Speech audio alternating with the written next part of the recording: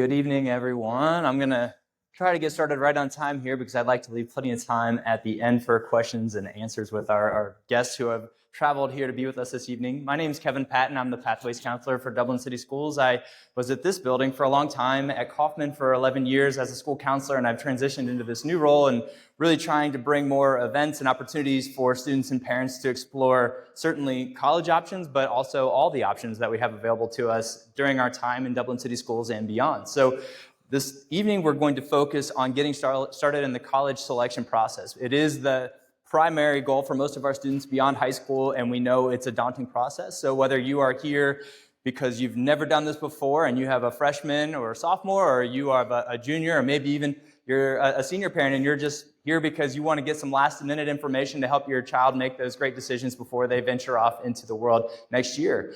Sometimes people don't go right into college after high school, and they take a break and they do some work, or they do some work with the military, or they do some things just to grow up and mature a little bit before they decide to spend a lot of money on what they might want to do beyond these formative years. So really grateful for your time and attention this evening. We are joined by leaders from The Ohio State University and Denison University from their admissions offices. Very fortunate to be here with Austin Martin and Exree Hip from those esteemed institutions, and we have great partnerships with them. They come out and help us with events like this outside of just this evening as well, so really grateful for their partnership. So I'm going to move on to some slides where I am just going to share some things that we provide as a school district to help students and families with this process. And then I really want to leave the bulk of the presentation this evening to our guests and to questions and answers at the end. So this is just kind of an overview. If you walked in, hopefully you grabbed a handout. I didn't print out all the slides. You never know how many people are going to come to these, so I tried to just make sure you had access.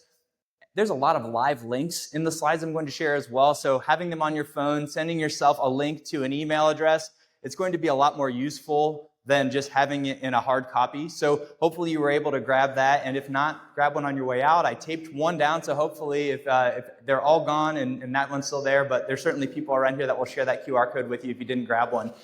So this just kind of goes over some things that we want students thinking about as they enter high school and they start really thinking about putting themselves in a great position to make good choices when they leave. So if they know college is going to be a primary option for them, there's a lot that they want to focus on right away. So really making sure that you're selecting courses certainly to meet graduation requirements, but even right away with those couple extra periods you might have in your schedule to explore things that you're interested in, take electives that sound fun and interesting that allow you to really set yourself up for maybe some of the more intense academy programs and things that dig a lot deeper into areas of interest once you've kind of scratched the surface on some of those semester electives early on. Really, in the beginning, we just want students focusing mostly on self-discovery, figuring out what their strengths are, what are things that are their natural talents and interests, and I'm going to show you some tools we use to help them with that. And we also want them to start challenging themselves academically, and certainly by sophomore, junior, senior year, they'll have opportunities to really challenge themselves in certain classrooms, but right away, just high school in general is difficult enough, transitioning from middle school to high school, so we don't always just rip the Band-Aid off and take the most challenging classes right away, and that's certainly by design. So coming into 10th grade, I would say is maybe the biggest leap from one year to another in terms of challenge from 9th to 10th grade. It's not necessarily the hardest year academically, but it's when you have the first opportunity to take more AP, maybe an extra honors class, or you've gotten involved in some clubs and activities, so now you're having to balance your time more than you did that first year of high school. So while it's maybe not the most difficult year overall, it tends to be one of the bigger jumps from one year to the next. So certainly we want to prepare students for that and make sure they know what all of their supports are so that they can hit the ground running when they get into that year two. We really want them to start looking for maybe opportunities for leadership roles and things like that in some of the organizations that they're in. And even if they're not quite ready at that point, talk to the people who are leaders in the organizations that they're a part of and find out how they got there and what they might want to do to prepare for that. We don't have any pressure for students to take standardized tests in 9th and 10th grade, but we do encourage them to maybe sign up for the PSAT one of those years just so that they can have an opportunity to see what it's like to sit for a test like that. Maybe don't do a lot of prep beforehand, but now you've got results you can use to prepare for that junior year when it tends to be a little more high stakes at that point in terms of how it will help you with your future options. So 11th grade comes along. It really is when students start to take the most amount of challenging classes at once. This is when most of our students maybe start taking some College Credit Plus courses, multiple AP or IB courses, maybe even some of the academy programs at Emerald Campus, or they end up going to tolls for our career technical programs. There's a lot of ways to really start to explore areas of interest once you get beyond those first couple of years, and we certainly encourage students to do that, and we want them to feel ready to really dig into things that they want to know more about by this point. Going into their 12th grade year, at that point, hopefully they've started this process of exploring colleges and other options that they may want to consider beyond high school, and certainly want them to continue to take those challenging courses, because you don't want to take a year off and then jump into college and realize, I wish I wouldn't have taken it so easy my senior year. And I'm sure you'll hear more about that from our experts here sitting in front of me. But we really want them to continue that career exploration and really start having more of a plan. We want them to leave ready to succeed beyond high school, and we don't want them to just be completely clueless. You know, as a school counselor, it always broke my heart when students would leave and they felt completely unprepared, because we have so many ways to explore options and to have ideas about what you want to be curious about and explore further. And certainly if you have a lot of things that you want to explore, that's great. And having a college that allows you to have those options when you get there is a good plan. But to leave and have no idea really what you want to do, that means we didn't do our job of making sure you knew what your options were. So we certainly want to help with that. But that 12th grade year is really when they dig into all the applications, the scholarships. So again, if you are someone who's had a child go through this process, you know what that's like. Some of you are here for the first time, and it is a daunting process. But when you start early and you have conversations with your counselors and you reach out to admissions professionals like the people who are here with us this evening, it's not so daunting of a process. Starting early is the key. So I mentioned that we have some tools that we that we provide our students with to help them with that self-discovery piece.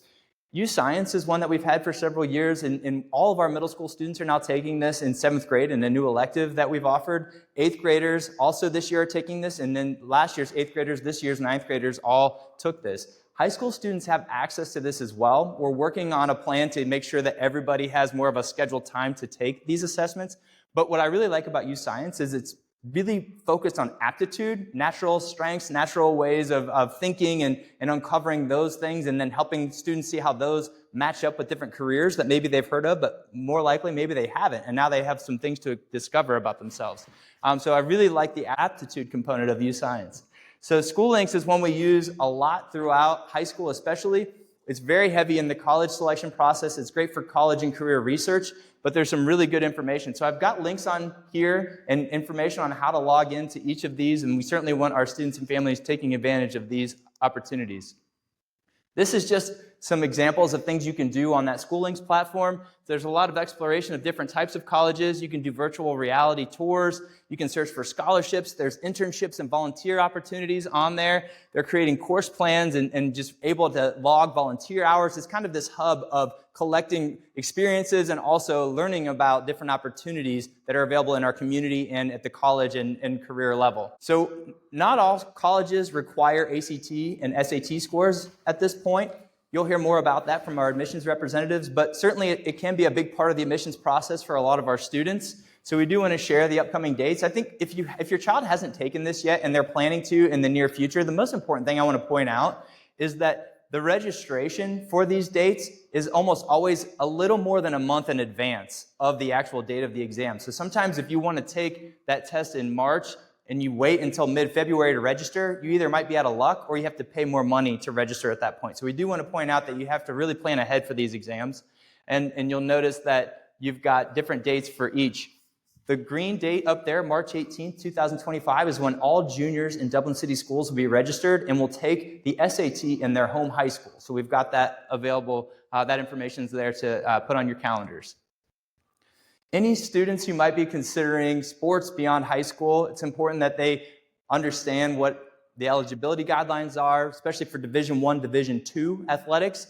There's an eligibility center that they would have to go on, and they have to start that process at the end of their junior year. And I would say researching it prior to that is a great idea. So I won't spend a lot of time on this right now, but want to make sure that you are aware that this is something you want to plan ahead for as well, if that's something you're considering. So the last thing I want to share is just some additional resources that I put together. Again, these are all linked on the presentation slides. So just as you are ready to start learning more about this process and you don't know where to begin, here's some good places to start that will just give you kind of that launch pad to explore some things that will help you understand these options a lot more than you do at this moment. So Without further ado, I am going to turn things over to the main event. We've got Austin Martin, who's the Senior Assistant Director of Domestic Recruitment at The Ohio State University, and Exree Hip, who's the Associate Director of Admission at Denison. They've been helping me with this presentation for several years. They are a wealth of information in regard to this, and they do a great job. And these are the people who are reading your child's applications at these institutions. So they are great people for you to know, and more importantly, for your children to know as they are really starting to think more about this process. So I'm going to turn things over to Austin and Exree. All right, so these are some of the things that both Exree and myself are really going to talk about tonight in terms of what that college process looks like in-depthly. So really the first part, selecting and researching those different colleges. What's it like for not only here in the state of Ohio, but across the United States? Visiting campus, we know as college professionals, that's really the number one way for students to understand what that college or institution or even that campus is like. Exree is really going to talk about that enrollment management piece, how we aren't just simply admitting and denying students, we build a freshman class every year, and how we do that and what the university leadership tells us in terms of how we select students too. And then really that competitive college admission. I'm sure a lot of folks in the room, we've heard the phrase, oh, back when I went to school X amount of years ago, it wasn't this competitive. And that competitiveness changes each year, and we'll talk a little more about that in depthly too. But I'm going to turn it over to Exree to kind of get us started. Yeah, good evening, everyone. We've got some wonderful points for you tonight, and thanks for being here again. So bear with us. I know this can be a little bit dry sometimes, but I'll try to make it as fun and approachable as possible. But let's just start top to bottom here. What is your ideal school size? And so I think when students are first looking at different colleges, universities, you can start kind of wide, right? Cast a wide net and start narrowing things down. This generation has more college choices than any generation previously, right? Information is everywhere, and sometimes you can get what I call analysis paralysis. And so when you have so many choices, it's easy just to kind of freeze up. And so what we want to do is kind of start narrowing things down, especially as you're, junior, sophomores, freshmen. These are easy kind of check marks of, do I want a large school? Do I want a school that's close to home? Do I want a school that's far away? Kind of those general factors to kind of start ruling in and out. And obviously that's a family discussion as well. I know I'm from South Carolina originally. My mom did not want me to go to Washington State for college. And so I didn't, because I was a very nice son. But obviously that's a family conversation. What kinds of schools are out there? We'll talk a lot about this throughout our presentation, but there are liberal arts schools, large public research institutions. We kind of provide both looks at that this evening. So really just kind of the environment that you're looking to be in. How do you learn best? And that's a good thing to start kind of reflecting on right now. What do you see yourself doing in college? What do you see yourself participating in both in the classroom and outside the classroom? And what kind of university kind of caters best to that? And then how competitive of an admission process am I looking for? I think a lot of times in media and amongst our friends, things like that, college, university, it's a very stressful kind of environment. You can start thinking about, everyone's like going to Yale, Harvard, all these super elite schools, but that's not for everybody, right? Most schools in the United States are not selective. So I think it's a huge myth out there that it's super, super difficult to get into the college of your dreams. There are about 2,500 colleges or so, or what you would recognize as a college university in the country. And so it's a lot of different choices, and most of them are not going to be, single-digit acceptance rates. So think about, kind of where you're at academically and what you're looking for in your college or university. And then the majority of colleges are open enrollment. And so think about that application process, how you're applying, when you're applying, and we'll talk more about that as we go as well. All right, so I think a lot of times when I talk to students, I always encourage them when they're really starting out on that process of what school is for me, thinking about higher education. I always encourage them to really sit down and make a list and kind of think about some of the things in terms of fit, right? A lot of times students might not think about some of these different items on this list. The first one, admissions policy and guidelines. Is the school they're applying to, is it more of a competitive institution? Do they only take 50% of their applicants? Do they only take 10% of their applicants? Do they take everybody? What's that process look like? And every institution will be a little bit different as well. Majors and course offerings.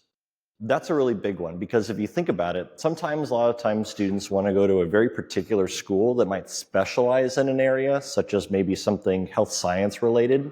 But if they get to that school and then all of a sudden they want to change and be a theater major, That school might not have those theater majors because they're specialized in that health science program. So I always encourage students, look for an institution that has a lot of breadth and depth in those different academics, because a majority of students will change their major between their first year and their senior year too. I would also say make sure that the college that you're applying to, before you fall in love with it, make sure they have your major too. I have a lot of students who are like, gosh, Denison's my number one choice. I love Denison. I can't wait to do nursing there. And I'm like, you're going to hate what I have to say. We don't have that. So yeah, make sure they actually offer the major. Yeah, that's a big one. The support and success services, you're obviously going to an institution to, look for a job or go to graduate school to be successful. This is a launching pad, and there's a lot of different resources at these institutions. A lot of times, stereotypically, the bigger the institution, the more opportunities they have. The smaller the school, maybe less opportunities to choose from. So that's a big thing to keep in mind as well. Campus life and housing, again, will vary from institution to institution. Some schools require you to live on campus for a few years. Some schools require it all 4. Some say you never have to live on campus. The housing experience is a big part of the collegiate experience. But how many years does a student want to spend in a residence hall? Do they want to spend half of it? Do they want to spend their whole time? Or maybe their university says, you know what, we don't require students to live on campus, and it's more of a commuter campus or a commuter institution as well. The big one, in terms of my personal kind of favorite on the slide, location, distance, and of course, weather, right? Everybody wants to go to the University of Hawaii because it's beautiful, it's warm, but you have to get to the University of Hawaii, and that's a really long flight. So those are the things that students might not think about. Also, I think students a lot of times have this mindset of they want to leave their town in their rearview mirror and they never want to look back at it. Except when they get to campus and then nobody from their hometown is there and they go, I miss my safety net, I miss my hometown. So location and distance is going to be a big one. Myself, I was 8 hours away from home. And to me, that was the perfect amount of time to be away from mom and dad. Some folks, 3 hours is the perfect distance. Some folks, 20 minutes is the perfect distance. But every student has that window or that distance to say, this is the perfect furthest away that I want to go. Same thing with weather. If you're going to a school here in maybe Central Ohio, you're probably going to experience all 4 seasons. If you go to a school down south, maybe Southwest, you might only have 1 or 2. So think about that. Also, my biggest piece of advice, when you go to school, make sure you bring a rain jacket and a winter coat, especially if you're going further away, because I moved in August, all right? But I didn't go back home until November for Thanksgiving break. So I didn't have my winter coat with me, right? So I had to go and buy a whole new winter coat at a store near my campus. But that's a big thing that students don't know. Then the weather will change, and that's a big thing that we think about, or we want students to think about as well. Size is a big one. Do students want a Big Ten college experience, such as Ohio State? Or do maybe students want a more smaller institution like Denison? That's a big opportunity for students as well. Private or public? You're going to have to take a look at that. Now, that might not be a huge piece, but that's something to always consider, especially when it comes down to maybe the cost piece. And X-Ray will talk a little bit more about that as well. Religious affiliation. Some students feel very strongly about this. Some students say, that's not really a huge thing on my list. But some institutions are really prominent in that world as well. And physical facilities. It's also really important to say, does this institution maybe have some of the nicer facilities? It's kind of that same old mindset. You get what you pay for. If you pay a higher cost, you may have some nicer facilities. If you want to maybe pay a little bit lower cost, maybe their building doesn't have air conditioning. Maybe it smells a little funny, right? But those are some things that we want students to think about as well. And a lot of times they just think, I want to go to this school because maybe I see it on TV or my friends go there. But these are the real things we want students to think about too. And how do students start this process? Where do they figure out all this information? The first one is really going to be those view books, those guide books that they can find. And they can find those a few different places. A lot of times when X-Ray and I in the fall, we travel, we go to your high schools, we will be here at the Dublin high schools passing out information. That's a great opportunity for students to come and learn a little bit more about the institution, get that physical view book that they can then refer back to when they go throughout their time as they apply that institution. The second bullet is the biggest one that I strongly encourage students to utilize. It's the internet. There's a lot of great resources on every institution's website. A lot of times too, I think X-Ray and I are just professional link senders, because students will reach out and go, do you guys have art? And we go, yeah, we're Ohio State University. We have art, okay? We want students to really be proactive. Look on the university websites, do as much research as they can, and when they come to a point where they've done as much research as possible and then they have questions, then they reach out to us and we can help with those. But we want students to be proactive, because they'll have to be proactive in the collegiate setting once they're there as well. Counselors, teachers, professionals, friends, families. Dublin's great because they have a lot of great different resources in terms of the counseling side, both for the district as well as the individual schools. So talk to them, see what they have to say. The counselors are also really connected closely with X-Ray and myself, and we can step in and answer some of those questions too. In the spring, Columbus hosts what we call the NACAC National College Fair. So that happens in February. I think it's February 2nd, should be a Sunday. Every year, Columbus, or the fair, will be at the convention center. So it's this February, it'll be at the convention center. Last year it was at the Expo Center. This is a great opportunity to come up and interact with some of those colleges you may not have the opportunity to get to. Maybe they have a regional based up here in the Midwest, or maybe they are traveling a little bit further to come up here. But for some of the schools, you're like, these are a little bit further outside of our geographic range. That's where they're going to be at. So you can talk to them at that time. And sports are great. That's a great way to kind of learn about the institution. The first school I ever toured was Butler over in Indiana, because when I was in high school, Butler went to the national championship in men's basketball 2 years in a row, right? So that was an advertisement for me. And it was the closest school that I thought I wanted to go check out. So sports can be a real great marketing tool in terms of finding schools. We'll talk a little bit more about actually playing sports at the collegiate level a little bit later on. Yeah, so let's talk a little bit about researching and what to look for. So first up there, you see diversity in types. So liberal arts schools, conservatories, nursing, fine arts schools. There are so many different types of schools that students, I think, oftentimes don't think about when you think of a college or university. A lot of times you think of the classic dichotomy of a big school and a small school, right? And those are predominantly out there, right? But of course, you do have specialized areas. So if you have something that you are really interested in, maybe you are more interested in like a technical school, right? Maybe you want to go get specific certifications in maybe IT or computer science or mechanics. There are schools out there that specialize in those things. So if that's you, definitely be on the lookout for those as well. But coming back to the kind of big two, I'll say, a lot of times you'll find the majors that you're looking for within a larger institution or a smaller school. And so especially if you're someone who's majoring in something like maybe psychology or biology or English, right? These are things that pretty much any school is going to offer. They're not super specialized, they're wider ranged areas. And so now how those departments are set up and maybe what specializations they offer within the major itself. So those can be a little bit different. So maybe if you want to do like, I don't know, sports psychology, probably not every school has that, right? So if you want to look at different psychological programs, maybe you got to look more towards a certain type of school. And so really the big difference that you're going to be looking for is the offerings, right? And then the setup of the classroom. How do you want to be taught? Who do you want teaching you? Do you want to participate in large research? Do you want to participate in small research? It just depends on you as a student and what you're looking for in a college or university. My favorite answer to pretty much every question I've ever asked, and tell me if I'm wrong, is it depends. Because it just truly depends on you, your family situation, your student, what you enjoy to do, in pretty much any question that you could ever think of asking me. Because everybody's situation is going to be just a little bit different, right? My colleagues on campus ask me, how is enrollment looking? Like, are we going to hit numbers this year? Blah, blah, blah, blah, blah. I'm like, well, at the end of the day, we're choosing between 17-year-olds, and they have a decision in this process as well. And sometimes it can be a little bit confusing what they're thinking, right? And so everything's going to be a little bit different depending on who you are. There are 24 liberal arts schools in Ohio, and so when you think of liberal arts, I think a couple of misconceptions that I want to kind of just spell out there. The word liberal does not mean like liberal or conservative on a political spectrum. Liberal arts is not referring to that. So don't worry about that at all. Throw that out of the window. And liberal arts, the word arts does not just mean theater and arts and music. Liberal arts is really referring to a holistic education, right?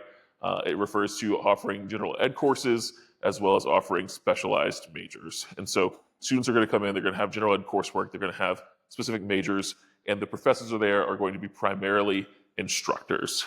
And so they might do some research on the side, but their primary goal at the university is teaching.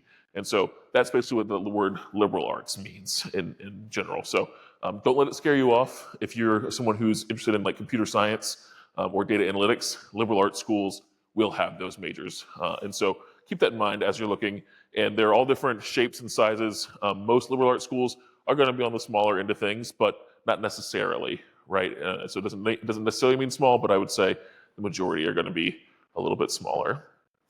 Really great for students who might be undecided or multi-interested. I do like the word like multi-decided. It comes back to that point earlier of having so many choices. Students are like, well, I'm interested in this, maybe, I guess, and maybe this too, I don't know. You haven't had a lot of time to specialize, right? High school has certain offerings and you go through, elementary, middle, high school, taking what is in front of you. You don't necessarily have a whole lot of room to take stuff outside of that. In college, that kind of changes. You do have more room for specializations, and a lot of times at these liberal arts schools, you don't have to select a major until you're already there. And so that is a huge benefit for students who might not have their roadmap completely filled out, right? And we talked a little bit earlier about how most students change their major in college anyway. So it is helpful if you can come in and kind of explore for a little while, right?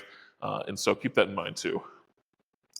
Down there, strong desire for involvement and personal attention. So these are those kind of classic small class sizes, right? When you hear liberal arts school talk, you're going to hear things like small classroom sizes, one-on-one attention, and that's going to be the case at a lot of them, right?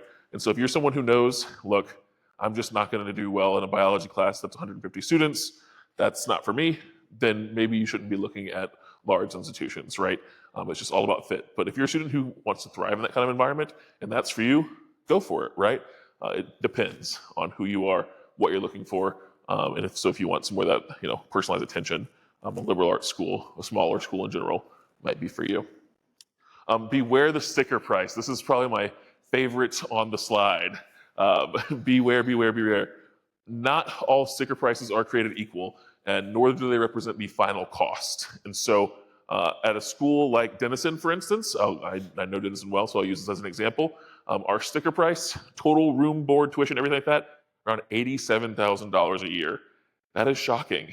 And that is not a price that most people can just be like, here, I have $87,000 4 times. And that's just not really viable for most Americans or most humans on the earth.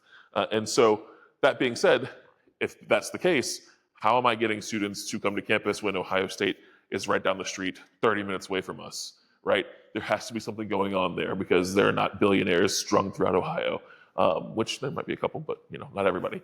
And so keep that in mind. A lot of times at liberal arts schools, you're going to see that higher sticker price and a bigger discount rate. You'll hear that word, discount rate. So how much scholarship are you getting? How many financial aid considerations do you get in the college process? I always tell students, do not self-select out of that process. Ask for a fee waiver for your application, or maybe there's not even an application fee to begin with, and apply, right? And then once you get your financial aid back, then make your decision. If it's too expensive still at that point, by all means, I'm not going to force you to go somewhere that you can't afford, right? But you don't do yourself any favors if you self-select out of that process and say, well, there's just no way. Because a lot of times there is a way. In some schools with a high sticker price, meet 100% of demonstrated financial need, which is not a full financial aid session. I'm not going to do too much financial aid at you, but that's a great way to get a cost down for a student. Or maybe they do great merit-based scholarships, right? And so you never know that kind of stuff until you ask or until you apply. And so don't self-select out just because of the sticker price. And don't necessarily see a low sticker price and think that, oh, wow, this is going to be super cheap. I'll get a lot of scholarship. Because maybe not necessarily. Maybe that sticker price is truly what's being offered. You don't know until you go through that financial aid process. Because again, each person's situation is going to be different, right? The student's going to have different academics. The family's going to come from different tax backgrounds. So everything will be a little bit different depending on families. So stay off the message boards too, because not everybody's financial situation is the exact same. So yeah. Yeah, we talk a lot in our world with students and families about finding the financial fit. What's that best investment? Because it's a long-term investment as well. Do students want to be paying on maybe some loans for the rest of their life? Probably not. So we want to think about that too. I'll actually slide in one more thing, sorry. Go ahead. I think it's a tough conversation, but a really great conversation to have with students about what is realistic for college. I think a lot of families kind of get into the sense where a student has kind of run wild and applied to whatever schools they want to, and then the parents have to come back and be the bad guys and say, well, we can't really afford that, right? And nobody wants to do that to their kid and see the kind of light leave their eyes, right? That's a tough situation. If you have those conversations up front of like, hey, here's what's realistic for our family, here's what we can afford, here's what you need to go look for, and here's what to be excited about, this range of money. That's a tough conversation to have, but I promise you it's a lot easier for the student to go into applying with those expectations than to get them shut down later on. So have those conversations, maybe even in sophomore, junior year, start talking with your family about what that college cost might look like for your family. So that's what I recommend as well. Yep. It allows that list of the student to say, all right, I've got 100 schools I want to go to. And then the family steps in and says, all right, here's that financial situation. Then the list of 100 goes down to maybe 10. A little bit smaller, a little bit easier to work with as well. We're really privileged in the state of Ohio to have a lot of great institutions on the private side as well as the public side. So fortunately for a lot of our families here in the state, they don't have to leave the state to get a quality education. So for our public institutions, there are 14 public flagship institutions in the state, and then a lot of those institutions will also have either a branch or a regional campus for students to attend. Now, each institution will be a little bit different in how students can get to and from those campuses, but that just means more opportunities as well. They do range in size. So we have a lot of students here at Ohio State, and there's some smaller campuses throughout our institution, but some smaller institutions throughout the state of Ohio as well. So it's a really great benefit to have some of these big name schools on a really small scale. That's what students are really benefiting as well. In terms of that wide variety of academic major options, again, looking at some of those schools, are they maybe focused on one area of things? Are they focused more on engineering? Are they focused more on business? Or do they have that breadth and depth of some of those different academics as well? So those are the different schools that we'll see. Students are also coming to institutions not just looking for a major, but also looking for ways to get involved outside the classroom too. That's a big one. And that comes back to what we talked about earlier with location. When you're choosing a school, are you choosing a school here in Central Ohio where maybe you have the city of Columbus right down the street for some of those opportunities? Or maybe you're in a more rural or more remote location where you have to get to those places, or maybe you're in a small college town versus that big city as well. Kind of talking about, again, that financial fit. This will range from each institution. Again, staying in state will cost you a lot less than going out of state most of the time. There are a few schools that say, hey, we don't get many students from the state. We're going to offer you an in-state piece or a reciprocity agreement. But for the state of Ohio, again, you don't have to leave the state to get a quality education at a really great price. And there's a lot of not only merit scholarship opportunities for our Ohio residents, but a lot of financial aid opportunities from that FAFSA and things too. Yeah, and I'll also jump back on one other thing that I forgot about financial aid, sorry. With school, can you go back a slide actually? When you're looking at tuition ranges, net price calculator, a lot of schools will have on their website a tuition like guesstimator that you can go and fill out. That way you're not waiting all the way until you fill out the FAFSA and get financial aid back. So you can go and get that kind of ballpark range on schools' websites of what you might be paying. And it's usually called like tuition calculator, or we use one called My Intuition. Like if you go to the financial aid pages at schools, you'll often find those. Those are super helpful as well. Okay, so visiting campuses. I think this has kind of been revolutionized over the years, right? Typically, in a traditional sense, you would physically get up, go, and walk around the campus, right? I still think that is the absolute best way to decide on whether you like a college or not. With a lot of virtual options, you are able to see that more now, but I will say getting to campus is the number one way that I recommend to figure out what school is for you. A campus visit could be a traditional in-person, so let's talk a little bit about what in-person visits kind of look like. You've got big open houses, you've got individual day visits. What is right for you? Honestly, whatever fits your schedule best, right? I do have a couple of recommendations around that. I do recommend getting to a college during the school year if you can. I know that's a little bit heavy of an ask because students are in class, you're at work, and it's kind of difficult to do.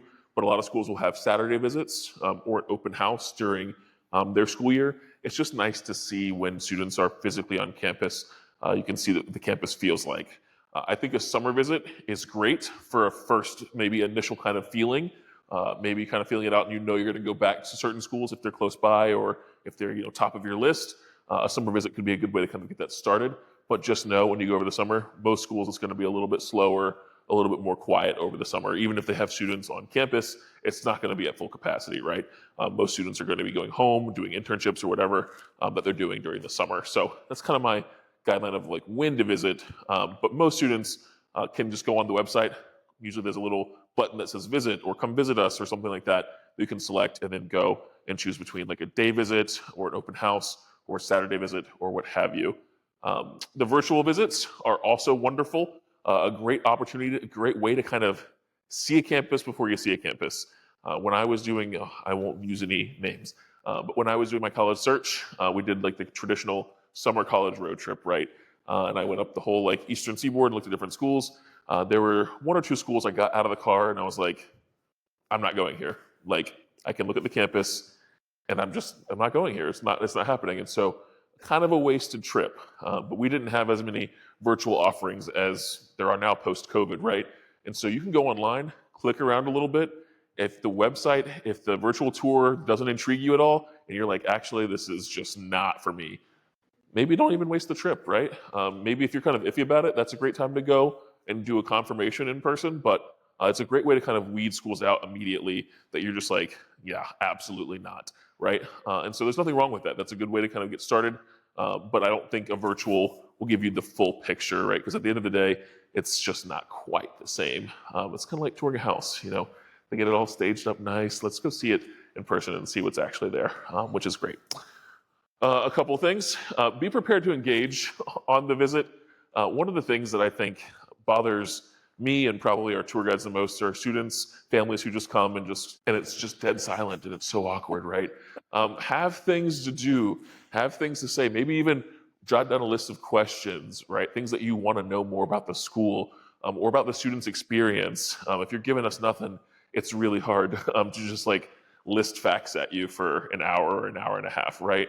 Which we can do, which we're doing right now, but it gets boring after day in and day out. So have some things to go, not just for us though, but for yourself, because we have a general kind of script that we're going to do at these visits that most people want to hear, most people want to do, but not necessarily you, right? Your student might have something specific they want to know about, or you might have a specific question about the college, university, maybe the residence hall, maybe financial aid, whatever it might be. You might have a specific question to you and your family that we don't just answer.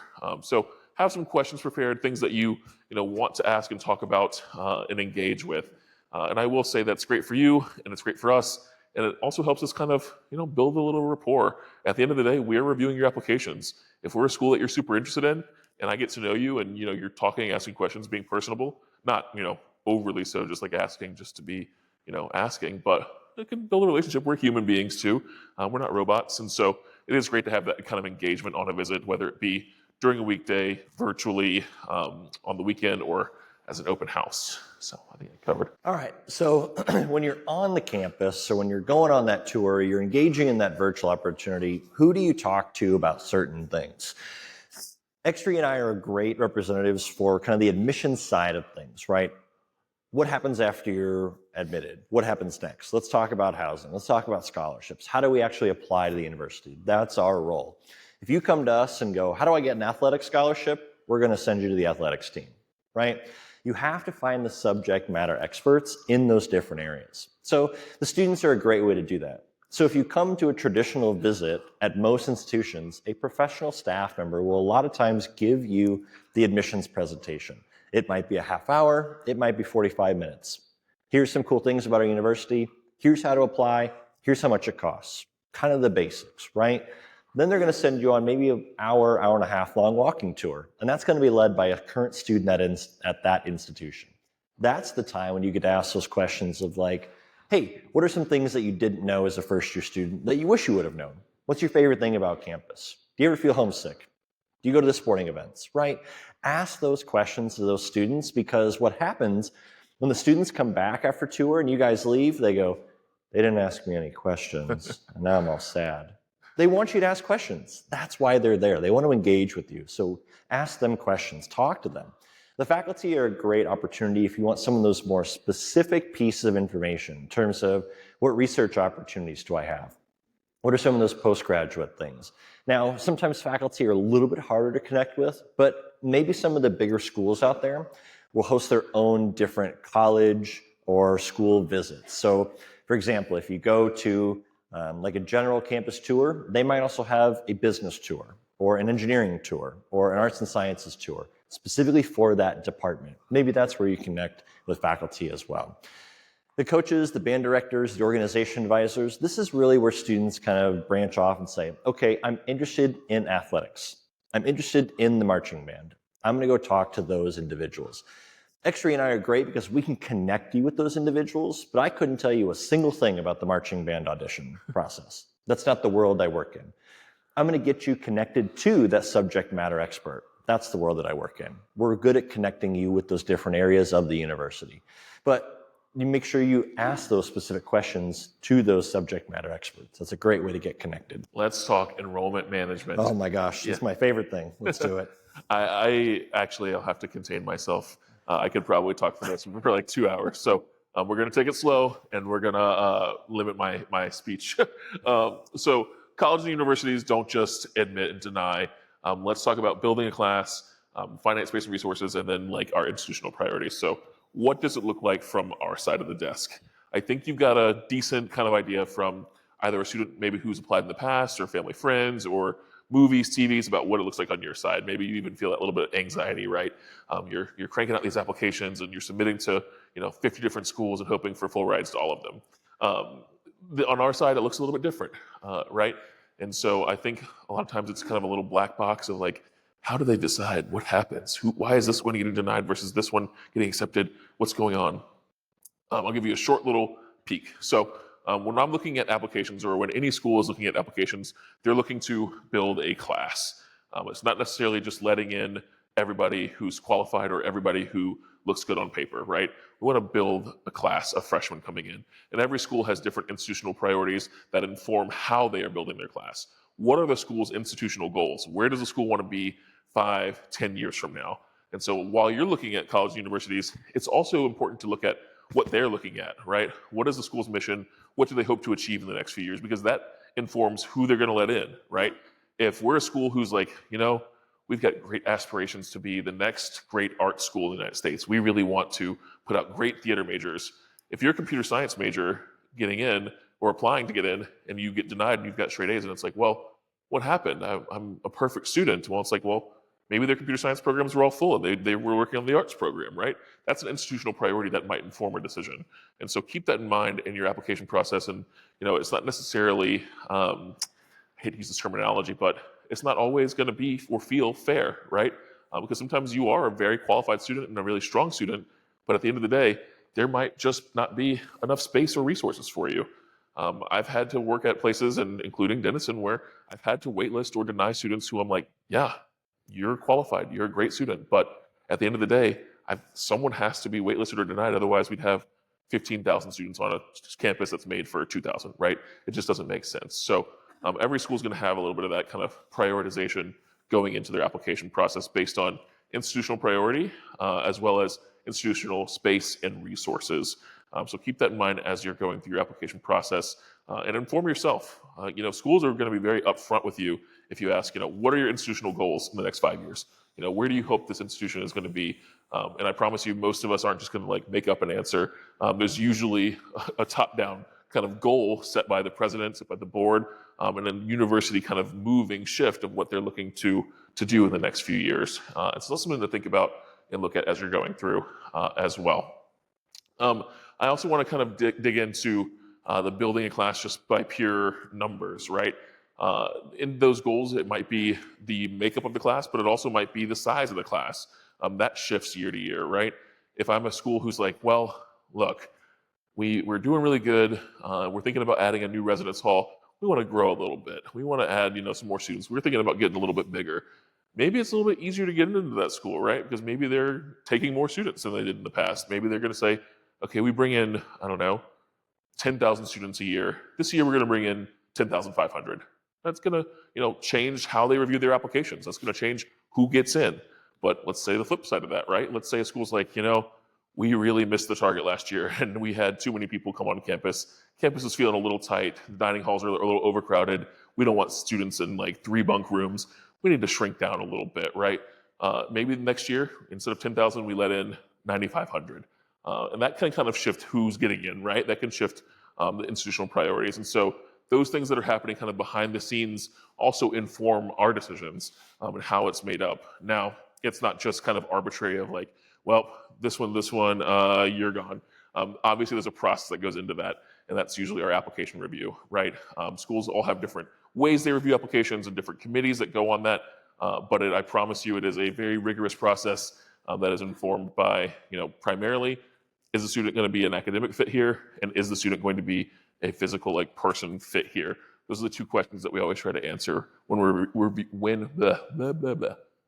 reviewing an application. Can you be successful in the classroom here? And can you be successful outside of the classroom here? If the answer is no to one of those, I'm doing neither of us a favor by letting you in, right? Because that would kind of hurt us both. You would suffer, you would maybe drop out, and then my retention rate goes down, right? It's not good for anybody. So those are kind of the questions that we're trying to ask as we look to build a class. And that is my quick version. Again, I could probably do about 2 hours on that alone. We have a phrase, because right now we're in the heart of application reviews. So we have a phrase in our office at Ohio State that we bring in students who are not just qualified for admission, we bring in students who are competitive for admission. Let me give you an example. This year, we are on track to get 80,000 applications. The university leadership team has told us we can only have a freshman class size of 82 to 8,500 students. So we have to take what X-Ray just said. We have to build that freshman class. We have to take 82 to 8,500 of the 85,000 or 80,000 students. We have to build that freshman class. Now, we can't admit every great student because, again, we don't have the space. And that's just what it is at the end of the day. Otherwise, the housing team is going to call us and be like, we don't have enough beds for these students. We want to make sure we keep our student to faculty ratio low. All those resources we have, we want to make sure every student has the ability to have them. So when students call us and go, why wasn't I admitted? A lot of times it's due to space. We can't physically fit all 80,000 students on our campuses. So what are some of the other pieces here that we talk about in terms of looking at the different universities and different things like that? So what's important? Number one is really going to be that high school transcript. So every time a student applies to an institution, their counselors will send that transcript electronically to that institution. What we as institutions are looking at, we're looking at not only the high school transcript, but a lot of times we're also looking at the high school profile. So for example, in our office, a lot of us have an assigned territory that we manage. So I manage Central Ohio, so I know all the Dublin schools. But when we read applications, we do not read by territory. So when an application comes across my desk that's from New Jersey, I don't recruit out of New Jersey. So I have to read that high school profile to understand a little bit about that high school. How big is their graduating class?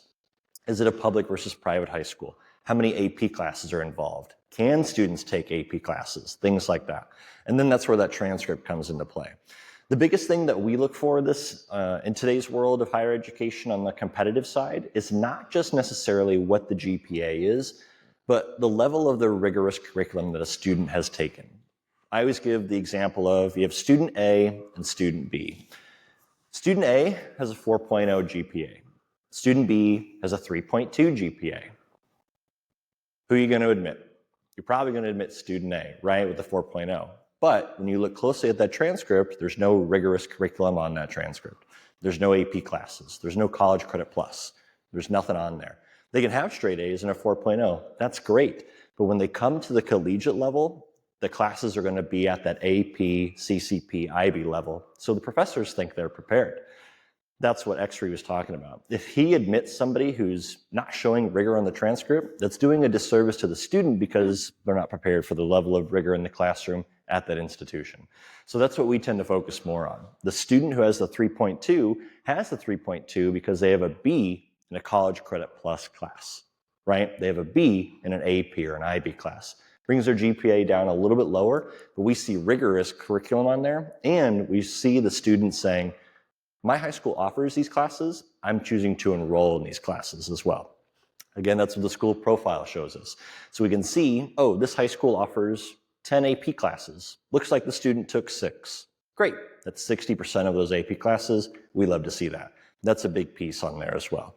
And then we'll talk a little bit more about test scores later on. X-ray, I think this was your slide, but I just got so excited that I wanted to talk about it. So I'm going to turn it over. There's no rules up here. We're Okay. good. Do you want to take test scores? Yeah, I'll take test scores.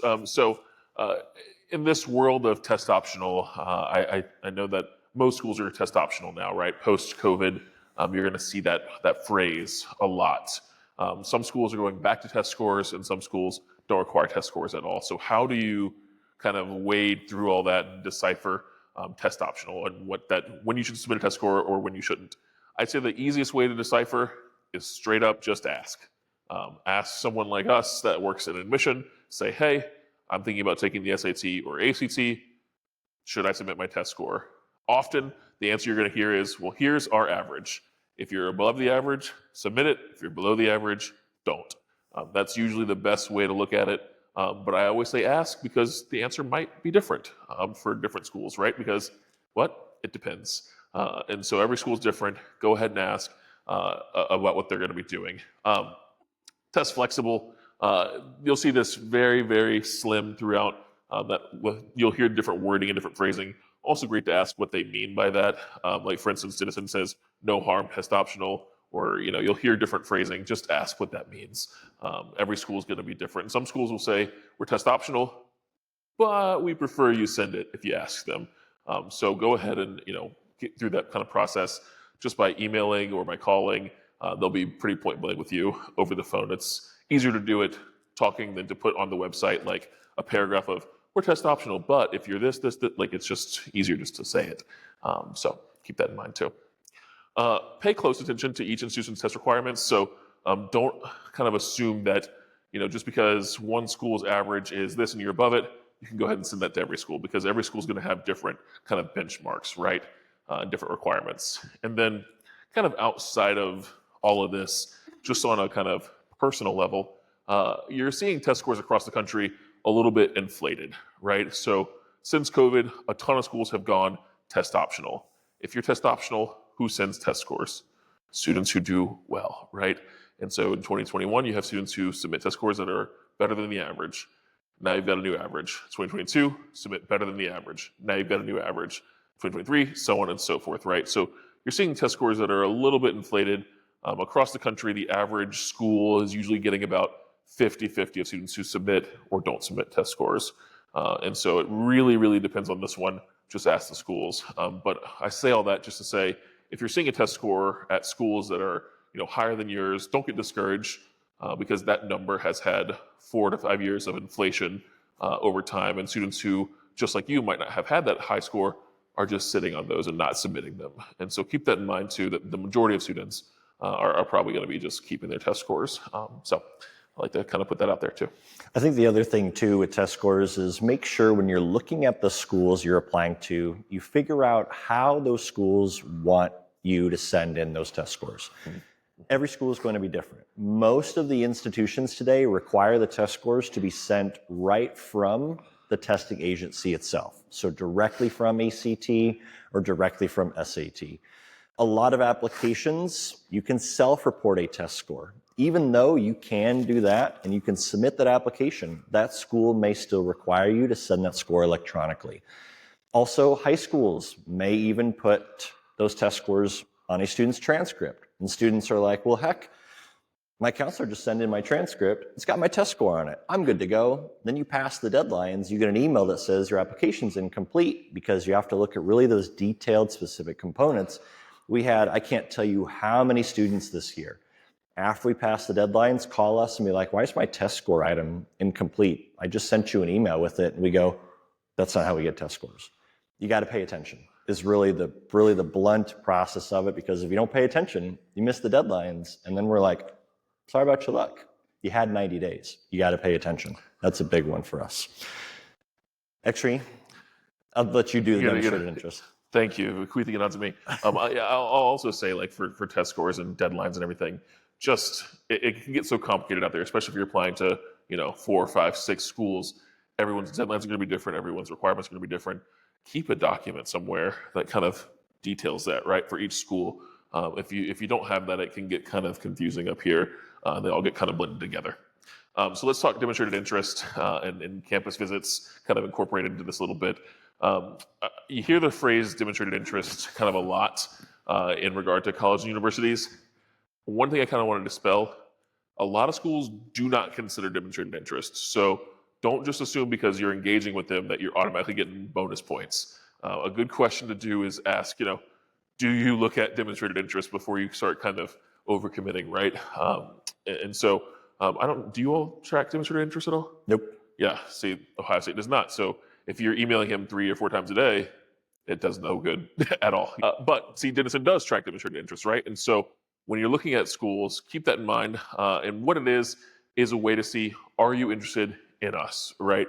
In an age where it's super easy to apply to like 20 schools at once, do you actually like us for real? Or are we just like kind of, off to the side? That's really what we're kind of deciphering there. What it is not is a popularity contest of how many times can I email X3 or how many times can I get a high five from him and just like show my face all the time. That's not that, right? This is a space for natural engagement. You don't have to just go out of your way to kind of show demonstrated interest. Things like visiting campus, asking questions, applying early decision if we're your number one school. That's like the ultimate demonstrated interest, right? Because it's like, this is where I want to go. It's a great way to just kind of pursue those natural things. We have an interview process that's optional, completing the optional interview, right? Those little things along the way that show us, okay, you're serious, right? That's what most schools are kind of looking for. They're not looking for you to be like the most engaged student they've ever seen in their life. So there is a fine line to walk, I promise you, between being charming and a little overbearing. So keep that in mind. One thing that I would say, I like to address this bullet point, opening emails.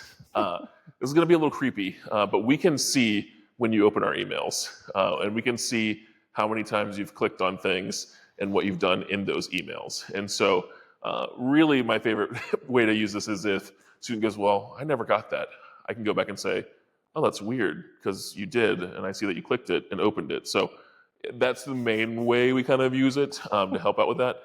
Or just to make sure that you've actually received something. Like a lot of times there might be an email that we think we sent out that we actually didn't. We're like, oh, our bad, let me get that to you now. And so I can see, what you've engaged with. One thing that I will say, in the world of demonstrated interest and us using it, I have gone to that before and said, okay, well, this student's applied to us. Let me see if they've opened our emails at all. And it's just all unopens. You've probably marked this as junk, or I can see that you've marked this as junk. I'm like, well, your application, you probably don't actually care about us. We're probably school number 20 that you've applied to. And that does go into our decision-making process. So that doesn't mean you have to click open every email, right? Because if you're not interested in us and you don't want to naturally engage, that means you probably aren't actually interested, right? So don't go out of your way to pretend to be interested in a school that you're not actually interested in. Same thing with people, right? If you like them, tell them. If you don't, don't lead them on. That's kind of what we're looking at there. Visiting campus, like I said, it's a great way to do it, and engaging on campus through a visit, optional interviews. There are a ton of ways to do that without kind of going and doing extra things that you wouldn't ordinarily do. All right, so let's talk that next level in terms of collegiate sports and what that process really looks like for a lot of students. In terms of the NCAA and Division I sports, we always want students to really kind of be a couple things. Number one, be realistic and do your research. Figure out what are those possibilities. The amount of times that a student has come up to me at a college fair who goes, I want to be the next great wide receiver for Ohio State. And I go, you ever played a down of football in your life? And they go, nope. And I go, well, probably not going to happen. We have to be realistic. And we also have to think about the NCAA's timeline. The NCAA and college athletics functions as their own monster. They have their own rules, and they have their own things.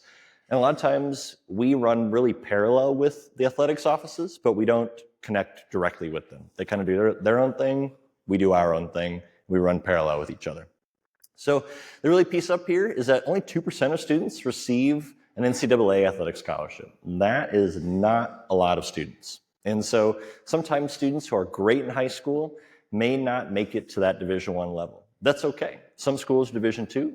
Some schools are Division III, but we also, a lot of our institutions have club sports where students can come and play those. Myself, when I was in college, I played a club sport, which meant I traveled on the weekends, I practiced during the week, I competed against other Big Ten schools, and that was it. And I loved that. And that was a great opportunity for me as well.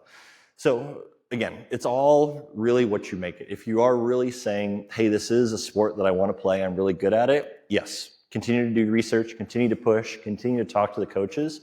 If it's a sport, maybe you're like, I'm really good in high school, but I don't know if I want to continue at the collegiate level, that is okay. There's other great ways that students can be athletically savvy at institutions. I love this one up here. Get your highlights ready. Really gather all the great pieces that you have. If you are sending things to coaches, make sure you show them all the great benefits of you as that student athlete as well. So that's on the athletic side of things. Let's also talk really quickly about kind of the art side of things, because it functions very similarly to the Division I sports. We always encourage students, maybe if they want to go to a school that's based specifically, if they want to go to an art-specific school, if they want to go to a theater school, maybe a music institution, or if you think about Ohio State, we have our own school of music, right? It's not the total university, but it's a small part of it as well. We also want students to maybe think about the different opportunities that we have in terms of different marching bands.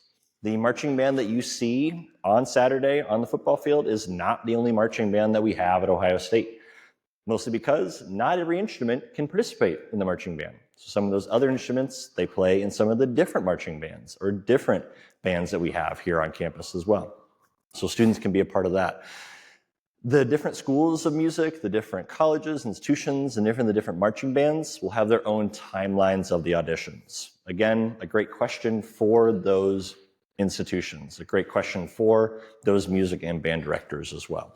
And some of these students are coming to maybe an institution, maybe on scholarship opportunities, maybe on some financial benefits. So playing an instrument can really help you in that collegiate search process because they can get you pretty far too. All right, so we're kind of coming to the end here, but we've got our last little pieces that are really the most important in terms of when you think about an institution, a lot of times you're going to run into deadlines. And each institution will probably have one of the three deadlines that we're going to talk about. So the first deadline a lot of students will run into is what we call early action, okay? There's a lot of times two parts to this deadline. Number one, it's a non-binding deadline, and it's usually earlier in the fall semester, that fall timeline. Could be October 1st, could be November 1st, could be December 1st. Usually between October and December is where those early action deadlines will fall. The big pieces up here, number one, it's a non-binding deadline. So X-Ray is going to talk about a deadline next that is a binding deadline, and he'll talk more about that in just a little bit. But early action, number one is non-binding. Number two, you hear a decision a little bit quicker. And number three, a lot of times the most important part, it is a lot of times the scholarship deadline. So when X-Ray and I come to your high schools in the fall, you're going to hear us tell you about the scholarship deadlines and how to be considered for those awards. A lot of times it'll start with the deadlines. So a lot of times the early action deadlines, we get a majority of our population of students who apply for those deadlines. You heard me mention we're on track to get about 80,000 applications this year. 60 of those 80,000 came from the early action deadline. Why? Because it's the scholarship deadline. Everybody wants to be considered for scholarships. So the difference in the deadlines is not the competitiveness, all right? It's not, oh, the smart kids apply and then the non-smart kids apply for the later deadline. It's the students are hitting this deadline because they want to be considered for scholarships and they want to hear their decisions quicker so they can make those next step decisions about orientation, financial aid, doing tours in the spring. They want to be able to be proactive and get that information a little bit quicker as well. So there's going to be a lot of different pieces with this, but I think the most important ones are really at the top of the slide there. Again, hearing quicker, scholarship consideration, and non-binding, that's early action. So I'm going to turn it over to X-Ray, who's going to tell you a little bit more about early decision. Yeah, we named them similarly that way. It'd be nice and confusing for you all. Ready? Cool. So early decision is similar to early action. The biggest difference is going to be that it is binding, right? This is where I joke that you sign over your soul to a school, essentially, but not all the way, right? Just for 4 years. But essentially what you're doing is you're saying, look, this is my number one school. This is where I want to be. I don't want to go to any other schools. And so while yes, you can have backup plans, you can apply to other schools, you cannot apply early decision to more than one school, right? Because then what if you get into both? You're not able to choose both. You have to choose one. So an early decision school should only be if it's your number one choice, you don't want to go anywhere else, and you're committing essentially. There's a couple of kind of things that kind of carry on to that with early decision too. A lot of schools are going to do things differently. And so again, I come back to that it depends kind of rule. So it will be binding across the board, but how they roll out those decisions, if they turn into admit, waitlist, defer, those kind of outcomes, those will all be different depending on the school. A defer basically is when someone says, okay, you applied an early decision, I'm going to roll you over into maybe early action or regular decision to re-review you with that group.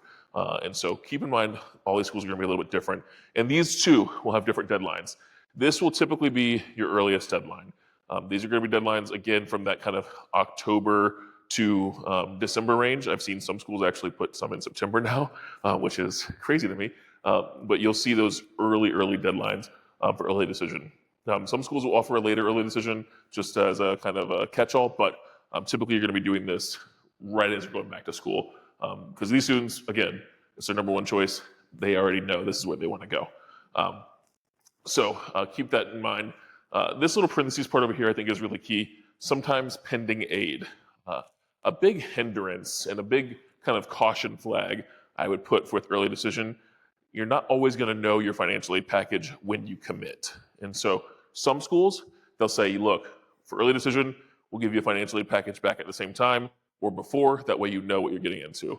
But some schools, you're saying, look, I'm coming no matter what the package looks like, and I'm not going to know until maybe even March, right? And you're committing in like maybe December. So keep that in mind with early decision. Make sure to ask questions because you don't want to be taken by surprise. You don't want to say yes in December, and then come March, you're like, actually, I can't afford this. And now I've said no to all my other schools. What do I do, right? So give yourself the tools necessary to kind of navigate that and make sure what you're getting into is something that you can kind of commit to because it is that binding agreement. A big benefit to this, obviously, you find out your admission decision a lot sooner. For us, we've already given out a couple of different waves of early decision offers. So some students already know they're coming to Denison next year, right? They've known for a couple of weeks now. Some of them knew before Thanksgiving. And so they're going and, being excited about that. And that is nice to kind of get that weight off your shoulders, right? You know already where I'm going. I don't have to wait till spring semester. I'm already committed. That's awesome. And you can kind of be done with it. A lot of student athletes do this at the D3 level. We are a Division III school. A lot of our athletes are coming in through early decision because they're like, this is where I want to play lacrosse or football or whatever it might be. And so I'm going to go ahead and commit and do that. This piece up top there, most schools have a higher admission rate under early decision plans. Yes, this is the case. Not every school, not all schools are this way. But I would say the vast majority will have a higher admission rate in early decision. Why? Because we know that you're coming to the school, right? There's no guessing game about, do they have other options? We know that you're attending the school that you're applying to. So it's great to admit those students because they're the most excited.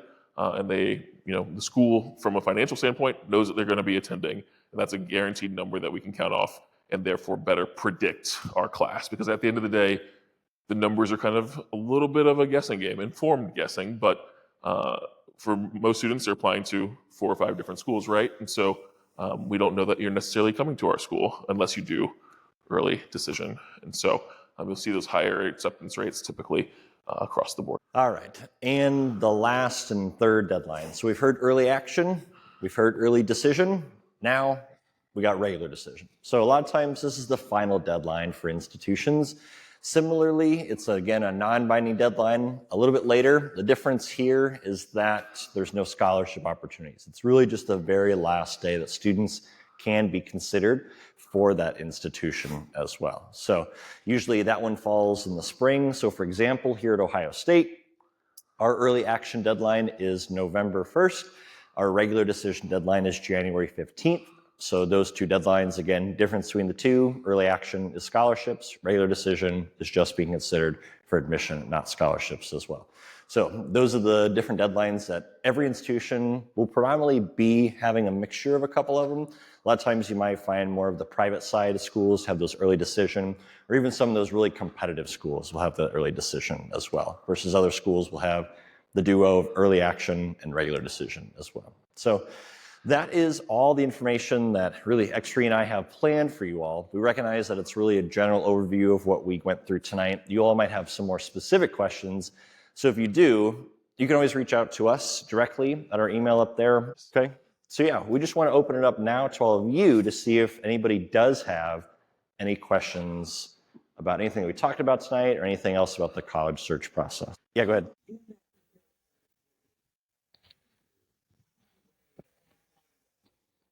Yeah, so the question talks about, standard degrees, maybe like a history, right? One school has kind of a general path and one has like a designated path throughout it. I think a number of different ways. And it all kind of revolves around what the student is looking for, right? I think you can get a great education in both systems, and the faculty really play a big role in that, honestly. I think a great thing to do is go to the department head and say, hey, what does a realistic pathway look like for me? I'm interested in doing this, no matter what the major is, and kind of seeing what that faculty member has to say, right? I think that can give you kind of a good idea, or maybe they'll invite you to campus to do a specific, college session that we were talking about earlier, where you can actually attend like maybe an engineering session or a business session or a history session and get to know a little bit more about it. So it really depends on the student and kind of what they're looking for. But one thing I will say, kind of across the board with this kind of more general majors, most schools in the country, you're going to get a great education, right? You're not going to go to a school and come out dumber, right? The whole point is to educate you and to, at the end of the day, hopefully get you a job afterwards, right? And all schools are going to be kind of pushing to that. If you're looking at a more general degree, I would start kind of weighing those outside factors a little heavier too. What kind of classroom setup do you have? What kind of clubs, organizations do you have for me? What's your alumni network look like? What is your job placement rate? I'd start kind of looking at those numbers and things to kind of help inform that decision. Because the classroom itself, you're probably going to get a good education. And it just depends on what kind of setup do you like and what kind of bells and whistles do they have to go along with it. Over here? Yeah, I'll do a quick and then I'll toss it over to you because it'll probably be similar but a little different. I like to say 70-30. So about 70% of what I care about on an application is going to be the transcript, the academic rigor. So what classes were you taking and how were you doing in those classes? And then, the 30% of outside the classroom. So extracurriculars, the essay, that kind of stuff is about 30%. Now, let's say you're a rock star outside the classroom, you're doing amazing things. Maybe that's more 60-40, right? But academics are always going to be kind of the driving piece. I always tell students, you're usually not going to be able to win a college acceptance with an essay, but you can lose one. I've seen some, and it's usually if you're egregious, right? Like it's not going to be, if you write a decent essay, you're going to be fine. It's when you're saying stuff that you probably shouldn't put in an essay. So the piece with activities is a lot of times the more competitive institutions aren't looking for quantity of activities.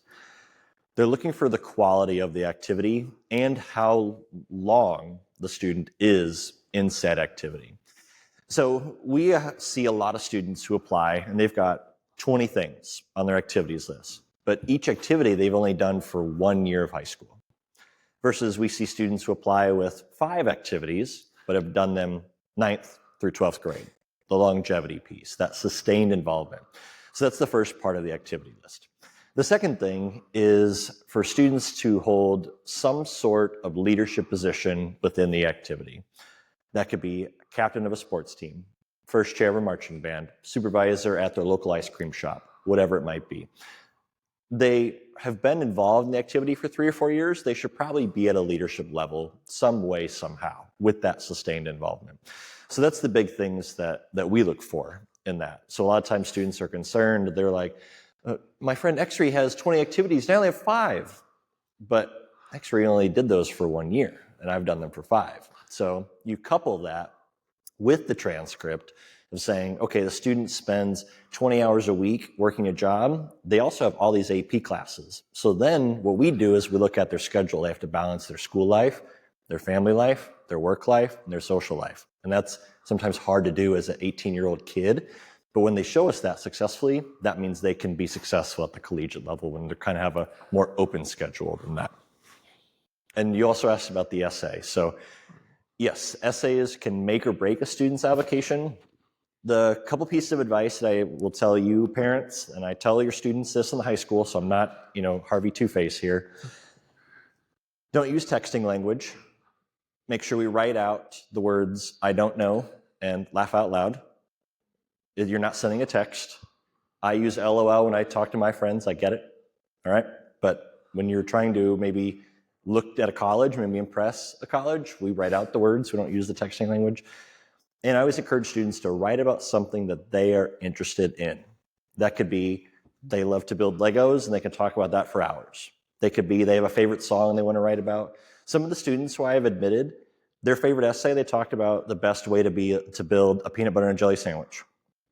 Another one wrote a rap, right? Shows creativity, thinking, right? All those things. So it doesn't have to be, I went to Ghana and I helped underprivileged children. A lot of times students think they have to have something big, like I've been to the moon and back.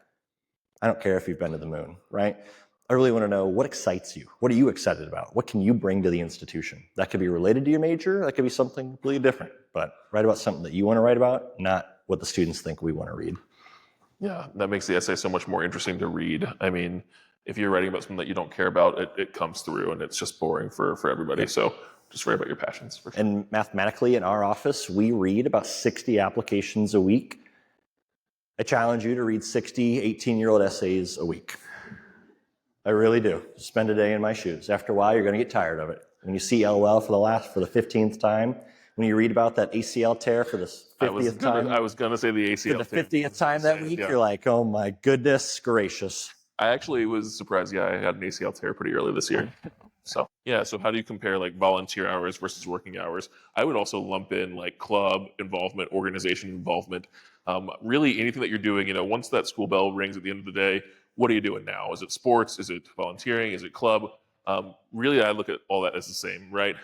There's not something that you have to do. It's just how you prefer to spend your time. So if volunteering isn't necessarily your thing, I'm not necessarily, forcing you to do it. I will say though, different schools have different institutional priorities. Before this, I worked at a school where volunteering was a big part of the school's identity. And so they did like to see it. But it kind of depends on the school. But I'd say kind of blanket general, as long as you're involved in something, that's what schools are looking for. And that kind of steady commitment over time is definitely going to be, if you're just, feel like, okay, I got to get volunteering on, I got to go to Salvation Army for a weekend once, I don't think that's really going to help you out. It's mostly going to be that commitment over time. I would also throw in there, like, if you have family responsibilities as well. Some students, their parents are working long into the night hours, and the student has to come home and cook dinner and, get their siblings ready for bed or whatever. Those count too, right? Because that's taking up that time. You're not able to do other things. So we're considering all of that in the application process. Yeah, the activities list doesn't have to be something that's in an organization. I read an application the other day. A student, their family's from Mexico. The student's family, their family members only speak Spanish, so that student is the translator when they go to restaurants, when they go to the store, when they fill out applications to colleges, right? So that's not an organization. That's just something the student has to do, and that's part of their life. So put that on there. Yeah, most definitely. So that'll vary by institution. So for us at Ohio State, we do not use major in the review process. So they could apply as an engineer, they could apply as a biology major, history major. Doesn't matter. They all have the same chances of admission.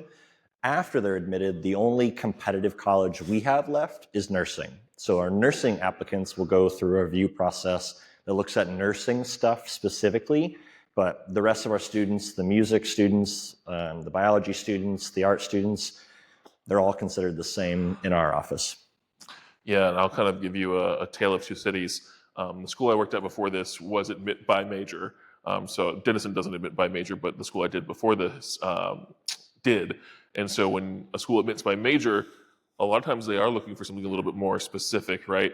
And so maybe if you wanted to go into engineering, I would want to see that you had calculus and physics. Those are kind of like, they're not requirements, but it obviously helps to have those, again, for that, like, are you prepared kind of piece that I'm looking for. If you're coming in and wanting to be an electrical engineer and you're a senior in high school and you're in Algebra 2, I'm not so sure that you can make that jump into college calculus freshman year, right? And so that's something that you might be looking for if you're going to be going directly into a major. Now, let's say your school, admits by major and you're applying into, I don't know, creative writing, right? There's only so many English classes you can take in high school. We do recognize that there are constraints to different schools, and it goes back to earlier when we talked about school profiles. What does the school offer versus what are you taking? And so, if a school admits by major, they are going to be a little bit more specific, but it is going to be based on what the school has to offer. And then at Denison and at a lot of schools, when it comes to the application review process, most applications are going to be read multiple times. It's either going to be read by, and I'll tell you directly how we do it. When the application comes in, it'll be read by the territory manager first. So for me, I oversee all of Columbus and then Illinois and Wisconsin. So those applications, your students can thank me or hate me later. I'll read those first, right? Those will come across my desk. I'll get eyes on them, do my first read. It'll then go to a second reader in our office. And that second reader is going to be a member of our senior staff, so a senior associate director or our director herself. And then they will read it for that second time. After that, it will go to committee review. And so we'll have basically 2 votes on that application, whether it be a vote for, let's say, we can deny, waitlist, or accept. Let's say I said accept, because I'm super nice and I accept everybody. And let's say my mean old boss said no, deny, right? Those are 2 different decisions. And so let's talk about that in committee. So the whole office is there, and we do committee every Wednesday, and we say, why did we vote differently? And what are we seeing in this application, and what does the office think? More often than not, they agree because we have the same training, but sometimes it might be like wait list or accept, and then we have to fight it out in committee. And so that'll be how it's done. So that's most schools. Obviously, at a larger school, you probably don't have like the resources and capabilities to be like physically in the same room together, but in some way it's getting read multiple times for every school. I'm sorry, the last part I didn't hear. Scholarship information, is it the same or different? It depends on the school. That one is going to be, for us, I'm not sure how you do merit-based, but all students are considered for merit-based as soon as they apply, and they can usually get between $0 and $25,000 at Denison, but every school is going to have different ranges for how much they give and for what levels too. Yeah, so while I will read the applications for admission, I never see anything with scholarships. So once we get past all of our students who are admitted, the university leadership team sends us an email and they're like, scholarships have been sent out. And I'm like, cool, great, wonderful. Different part of our office will do that. We don't do that. Yeah, same. I don't handle any money, thankfully. I never see a dime. I can handle my own just fine, but barely. So different schools, and sometimes at schools, the admission person reviewing the application will award the merit scholarship, and it just depends on the school. But yeah, we don't touch any of it. So yes, for us at Ohio State, if an Ohio resident applies to the Columbus campus, if they are not admitted into the Columbus campus, we will then automatically option them into one of our regional campuses. Students can also apply directly to a regional campus and not go through the Columbus campus process. And that's a benefit for us as Ohio State with our regional campuses. I know other institutions in the state of Ohio have regional campuses. I don't know if that's the process or if students get that deny letter from that flagship campus and then they have to reapply to that regional. That one may vary from institution, but for us, it's a one-stop shop. Apply to Columbus. If they're not admitted, we automatically option them to a regional. Yeah, we'll once we take over Ohio State, we'll have a regional campus. But for now, it's just I'm waiting for that day. Yeah, next week. For now, just the one campus for us. Anybody else? Yeah, go ahead. Yeah, most definitely. So for most institutions, as soon as the student graduates from high school and then they enroll in those college and university courses, they're automatically a transfer student. Whether or not they take an actual course or they get a grade, they've graduated high school and they've enrolled. That's the way it is for us at Ohio State. So when they apply as a transfer student, it depends on the number of credit hours that they have when they apply. So if they do their fall semester, let's use Columbus State as an example. It's a really popular pathway here in Central Ohio. Students graduate from Dublin Coffman High School. They go over to Columbus State for their first semester and they go, you know what? I want to go to Ohio State. They're applying as a transfer student, but they have less than numerically 30 credit hours after high school. So we, in the review process, still need their high school information. One semester is not enough to make an admissions decision. If a student does more than 30 credit hours, so 30 credit hours is on average one academic year, a fall semester and a spring semester. If they do more than the 30 credit hours and then they apply, we don't need anything from high school. 1 year is enough to make an admissions decision versus one semester. So I think that's going to be the case at a lot of institutions. I only work for Ohio State, so that's all that I know in terms of the transfer process. But we see, in today's world, we see a lot of transfer students, especially here in Central Ohio, and especially with like our Columbus City schools with Columbus Promise. And Columbus State's just a great 2-year option or a great place to start if they're not ready for that big time institution. There's always a transfer process. It'll just look different from school to school. X-Ray, do you have transfer students, or what does that process look like for you? Very similar at Denison, and I will say, unfortunately, at a lot of schools, the transfer process is a little bit complicated just because it has more of that granular kind of talk, right? That like credit hours versus when you can apply. Before this, I was on the transfer team before I came to Denison, so I've gotten in the weeds quite a bit with transfer applicants. And most schools will accept up to 60 credit hours for transfer students, so you can't come in transferring as like a senior, for instance, because they want you to have a certain amount of credits at that university to get a diploma. It's usually about 60, about half a degree, but it depends. And then at Denison, for us, just like before, you go to take your classes, but I don't think we'll ever look at a high school transcript. So for us, you just apply as a transfer student straight away. And typically, this is a big generalization, so don't quote me on this, but I will say it. Typically, a lot of schools, it actually is a little bit easier to get into the school as a transfer student, just because of two things. Number one, you've had college level work and we know you can do the work, right? If you're good at it, right, and have good grades. But then two, a lot of times the academic competition, the pool is a lot smaller. If they have 80,000 applications as freshmen, maybe they have, I don't know, I'm going to guess 10, 15,000 as a transfer or something like that. So it's usually a little bit more simple to come in as a transfer student. And a lot of times at big schools, especially, you don't have to live on campus. You can live off campus, so the numbers are a little bit less restrictive. So I am personally a huge fan of the transfer route going through community college. Saves you some money. You get into the school of your choice, do 2 years. So I think it's a great option. Yep. So X-Ray talked about the credit hour piece. A lot of institutions, in order to graduate from an institution, students need a total of 120 credit hours to graduate. So we think about 120 over 4 years. So the 120 divided by 4, that's about 30 credit hours a year. Each academic year is divided up into 2 semesters. So it's about 15 credit hours per semester.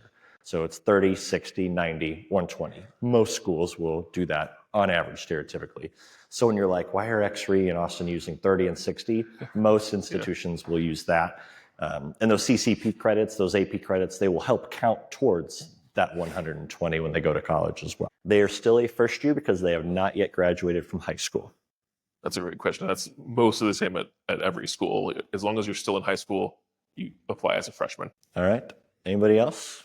That goes for students who are getting associate degrees in high school as well. Even if you have that associate's degree, still apply as a freshman if you're coming from school. Yeah, most definitely. So he's talking about the ROTC programs. So Army, Navy, and Air Force. Air Force. Those are usually the 3 ROTC programs. So the ROTC programs, at least at Ohio State, and I think a lot of the other institutions, they kind of function as an athletic program. They've got their own process. They've got their own scholarships. They're their own thing. So we in our office have nothing to do with the ROTC program. I can tell you that we have Army, Navy, and Air Force, and it's about as far as my knowledge goes. So I'm going to connect you with the subject matter experts because they are so prominent at Ohio State. They have their own team, and they can walk students through that process as well. So to short answer your question, a lot of times there's no correlation in the admissions process. If we see a student, maybe do a piece of that as a transfer student or do it in high school, we're like, wow, that's really cool. Not every student does ROTC, right? That's something extra on their profile, but it's nothing that gives them extra scholarships or extra stuff in the admissions process as well. Yeah, I'll just say, Denison, we have a small ROTC, so I'm not speaking as a citizen, but the military does give specific scholarships from like outside of the school. So while the university might not grant you, extra scholarship, the military might. So keep that part in mind as you're going through. And as you guys have made me tip my hand. Before this, I was at Virginia Tech, and they had like a senior military institution there, the Corps Cadets. And so when you're going through an RTC program, a lot of times there will be like a general on campus on the base that you can connect with, right, and talk about the different branches and the different programs. But there typically won't be any different admission requirements or anything like that. But yeah, it's a great person to get connected to. All right. Well, folks, we appreciate your time tonight. Thank you so much for hanging out. If you got additional questions, always reach out. Take a breath, relax, enjoy the process. I know that's a lot of information.